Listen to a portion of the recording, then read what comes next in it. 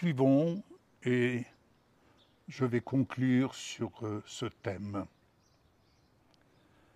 Dans la deuxième épître aux Corinthiens, chapitre 8, versets 3 à 4, lisons ce que l'apôtre Paul enseigne. « Je l'atteste, dit-il, ils ont donné volontairement selon leurs moyens et même au-delà de leurs moyens. Et c'est avec beaucoup d'insistance qu'ils nous ont demandé la grâce de prendre part à ce service en faveur des saints. » Ce témoignage des Corinthiens illustre magnifiquement l'amour de Dieu en action. Leur volonté de donner non seulement selon leurs moyens, mais même au-delà de ceci, est un exemple puissant de la générosité et de la compassion divine. Ils ont compris que le service envers les saints est une grâce, un privilège de participer à l'œuvre de Dieu. En offrant volontairement et avec insistance, les Corinthiens démontrent un cœur transformé par l'amour de Christ.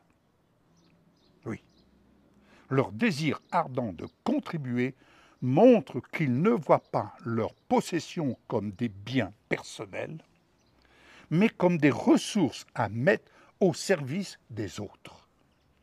Cette attitude de désintéressement et de sacrifice est à la fois inspirante et stimulante pour nous aujourd'hui. Nous pouvons nous inspirer de cet exemple en reconnaissant que chaque don, chaque acte de service, même petit, a une valeur immense aux yeux de Dieu. En donnant avec joie et générosité, nous témoignons de la richesse de notre foi et de notre engagement envers le bien-être des autres. Alléluia.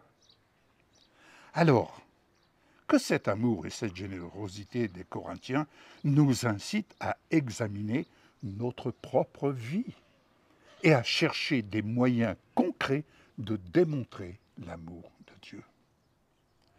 En suivant leur exemple, nous pouvons participer pleinement à l'œuvre divine, apportant soutien et réconfort aux saints et illuminant le monde par notre foi en action. Que déciderez-vous en ayant égard au présent contenu de ce message, de ce que je vous partage? Le choix est entre nos mains. Pouvons-nous, comme les Corinthiens, nous donner au-delà de nos moyens, avec insistance et joie, voyant chaque opportunité comme une grâce? Le monde d'aujourd'hui, avec ses défis uniques, nous appelle à montrer une générosité sans faille et un amour inébranlable. Faisons le choix, bien-aimés, d'être les porteurs de lumière dans un monde souvent plongé dans l'obscurité.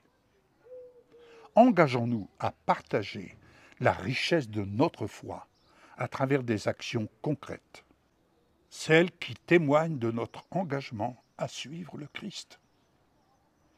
En nous soutenant mutuellement et en recherchant les moyens de servir les autres avec zèle et amour, nous pouvons contribuer à bâtir un monde plus juste, plus compatissant et plus lumineux. Chaque acte de bonté, chaque geste de générosité et chaque parole de réconfort s'ajoutent pour créer une mosaïque d'amour divin.